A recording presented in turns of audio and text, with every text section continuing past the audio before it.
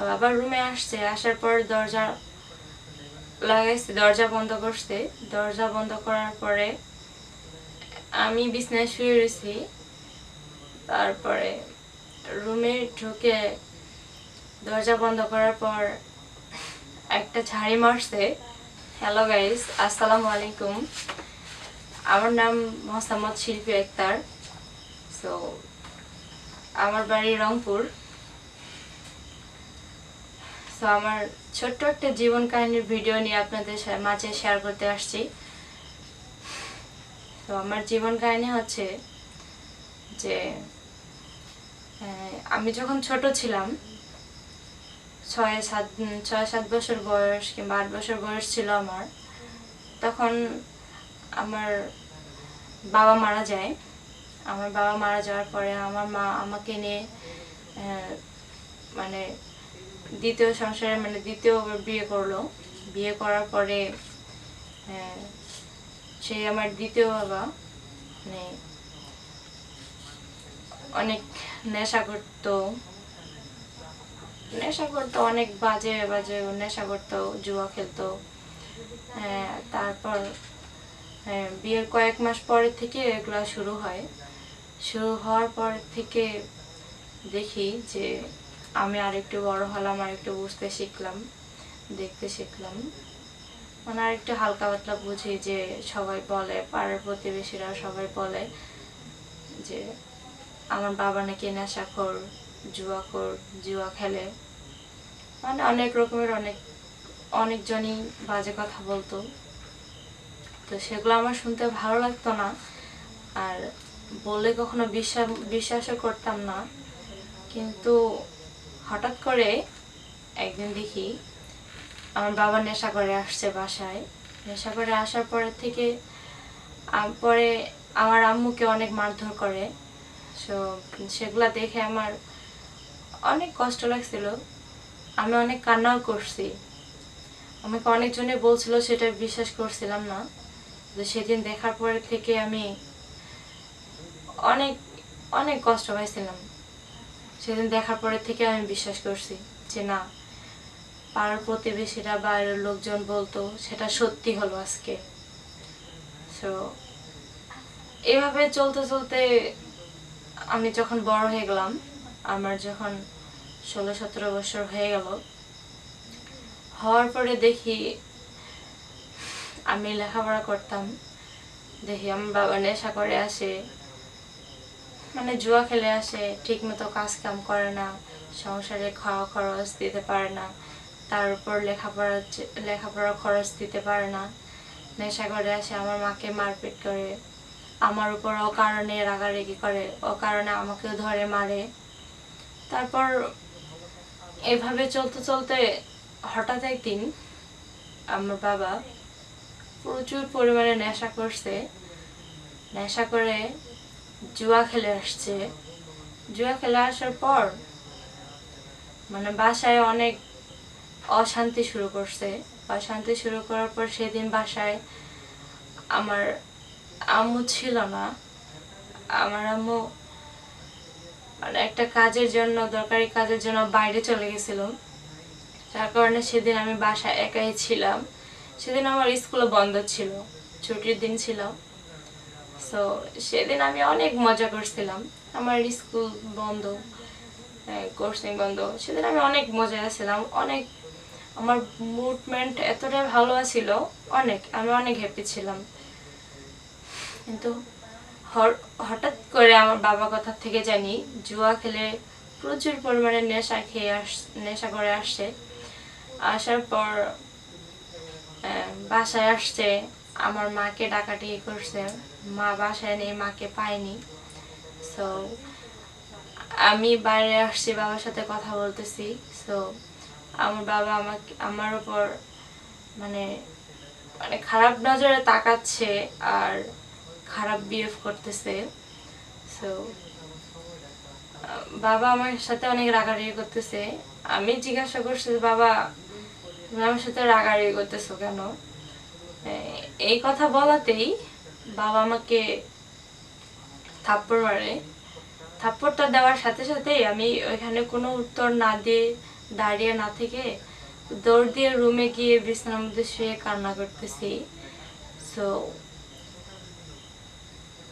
তখন আমার বাবা হুট করে রুমে ঢুকে পড়ে। আমি শুয়ে কান্না করতেছি, আমি পিছনে তাকিয়ে দেখিনি যে আমার বাবা আমার রুমে আসছে। বাবা রুমে আসছে, আসার পর দরজা লাগাইছে, দরজা বন্ধ করছে। দরজা বন্ধ করার পরে আমি বিছানায় শুয়ে রয়েছি। তারপরে রুমে ঢুকে দরজা বন্ধ করার পর একটা ঝাড়ি মারছে।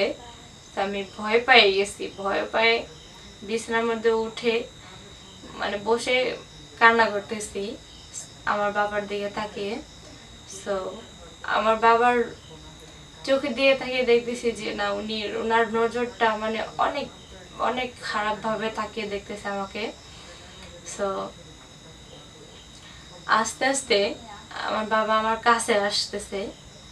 তো আমি ভয়ে পায়ে কাঁপতে কাঁপতে কান্না করতেছি বসে, আর পেছনে পিছাচ্ছি। আমার বাবা আস্তে আস্তে সামনে আগে আসতেছে, কাছে এসে বসলো। বসার পর আমার হাতটা ধরলো, ধরার পরে বলতেছে যে আমার ভুল হয়ে গেছে, আমি তোমাকে বকা দিছি। এই কথা বলার পরে বাবা আমাকে আমার গায়ে টাচ করতে চাইলো। সো টাচ করার পরে টাচ করতে চাইলো, কিন্তু আমি অতটা করতে দেইনি। সো জোরাজুরি করে এইভাবে বেশ কয়েকদিন, মানে 10-15 দিন এভাবে কাটা গেল। মানে নেশা করে আসে, বাসায় আসে আমার উপর অত্যাচার করে, আমাকে রেপ করে। রেপ করার পরে সো হঠাৎ করে একদিন আমি বাড়ি থেকে পালিয়ে যাই। পালিয়ে যাওয়ার পর ঢাকা চলে আসি। ঢাকা চলে আসার পর ওইখানে কোনোভাবে একটা ছোটোখাটো থাকার মতো ব্যবস্থা করি। ব্যবস্থা করার পরে চলাফেরা করার জন্য একটা থাকা খাওয়ার মতো একটা চাকরি নিলাম। চাকরি নেওয়ার পরে সেখানে একটা ছেলের সাথে মিট হয়। একটা ছেলের সাথে মিট হওয়ার পরে ছেলেটা আমাকে অনেক পছন্দ করে, বাট ছেলেটাকেও আমি অনেক পছন্দ করি। তো এখানে মানে ছেলেটাকে আমি এত পরিমাণে ভালোবেসে ফেলছি যে আমি প্রকাশ করে বলতে পারতেছি না, বাট ছেলেটাও আমাকে প্রকাশে বলতে পারতেছে না যে উনি আমাকে এতটাই ভালোবাসে। তো রাস্তার পাশ দিয়ে হাইটে যাইতেছি। হাইটে যাওয়ার পরে ওই দিনও দেখা হয়। দেখা হওয়ার পরে ছেলেটা আমার কাছ থেকে নাম্বার নেয়। নাম্বার দেওয়ার পর আমিও নাম্বার দিই, ফোন নাম্বার। তারপর উনি আমাকে ফোন দেয়, কথাবার্তা বলি। তারপর আমার সম্পর্কে, আমার পরিচয়, উনি সব কিছু আমার অল ডিটেলস উনি জানলো। ওনার অল ডিটেলস আমি জানলাম। জানার পর একদিন মিট করলাম এক জায়গায়, এক রেস্টুরেন্টে মিট করতে গেছি। তো সেই রেস্টুরেন্টে মিট করতে গিয়ে ছেলেটার মনের কথা আমাকে বলে দেয়। সো আমিও আর ধৈর্য ধরে থাকতে পারলাম না, আমিও বলে দিলাম আমার মনের কথা। তো বলে দেওয়ার পরে ছেলেটা আমাকে বলতেছে সে আমাকে বিয়ে করবে। তো সে আমাকে বিয়ে করার কথা শুনে আমিও অনেক খুশি হয়েছি। একদিকে খুশি হয়েছে আর একদিকে খুব কষ্ট লাগছে যে আমি এত পোড়া কপাল, আমার এই প্রবলেমটা আমি তার কাছে শেয়ার করতে পারতেছি না। কারণ আমার সেই পুরনো স্মৃতিটার কারণ মনে পড়ে গেছে, তার কারণে আমি অনেক খুব কষ্ট লাগছিল আমার।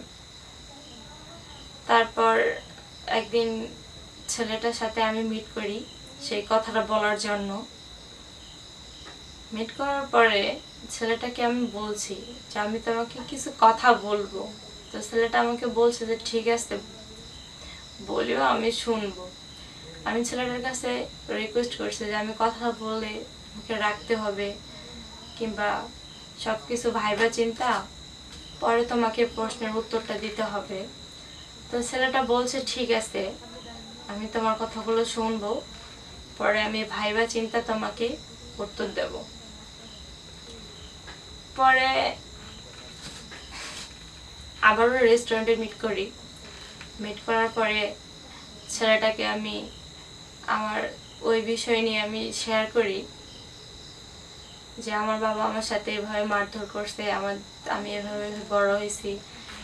আমার বাবা নেশা করে আসতো, আমার বাবা নেশা করে আসে আমার উপর অত্যাচার করতো, আমাকে ধর্ষণ করতো বেশ কয়েকদিন, যার কারণে ঢাকা পালিয়ে চলে আসছি।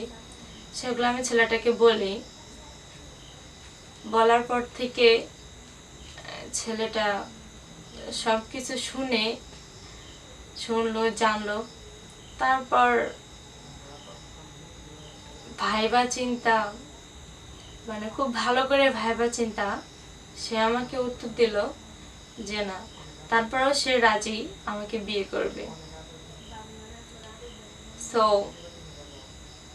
পরে আমি এখানে কোনো কিছুই না বলে ওইখান থেকে ছেলেটাকে বলি যে ঠিক আছে, আমি আজকে বাসায় গেলাম, সো আমি বাসায় গিয়ে ফোনে তোমাকে উত্তরটা জানিয়ে দেব যে আমি আমার মতামত কি, আমি কি বলবো, যে তোমার সাথে এত কিছু শেয়ার করার পরও তুমি রাজি হলে আমি তোমার সাথে সারাটা জীবন কাটাতে পারবো কিনা, সংসার করতে পারবো কিনা। তো সেটা বলে আমি চলে আসলাম এখান থেকে। চলে আসার পর বাসায় আসে সেদিন রাত্রে ফোন দিয়ে, মানে আমি বাসায় আসে অনেক ভাইবা চিন্তা পরে রাত্রে ফোন দিয়ে তাকে বললাম যে ঠিক আছে, আমি তোমাকে বিয়ে করব। তো বিয়ে করার কথা বলছি, ছেলেটা অনেক খুশি হয়েছে। তো আমিও অনেক হ্যাপি, অনেক খুশি হয়েছি যে ছেলেটা আমার এত কাহিনী শোনার পরও যে আমাকে বিয়ে করার জন্য রাজি হয়েছে। সেই কথা ভেবে আমি অনেক খুশি। সো এভাবে চলতে আমাদের বিয়ে হয়ে যায়। বিয়ে হয়ে যাওয়ার পরে কিছুদিন সংসার করার পরে আমার বেবি হয়, আমি প্রেগনেন্ট হই, আমার বেবি হয়। হওয়ার পরে আস্তে আস্তে বেবি হওয়ার পরে আস্তে আস্তে অনেক, মানে সংসারটা অনেক সুন্দরভাবে গড়ে উঠলো। ওঠার পরে এখন আপাতত আমার সংসারটা মানে সেই সুন্দরভাবে চলাফেরা করতেছে। মানে আমিও স্বামী সন্তান নিয়ে অনেক সুখে আছি, অনেক ভালোই আছি। সো এই ছিল আমার জীবন কাহিনী, এই বলে শেষ করতেছি আপনাদের কাছে।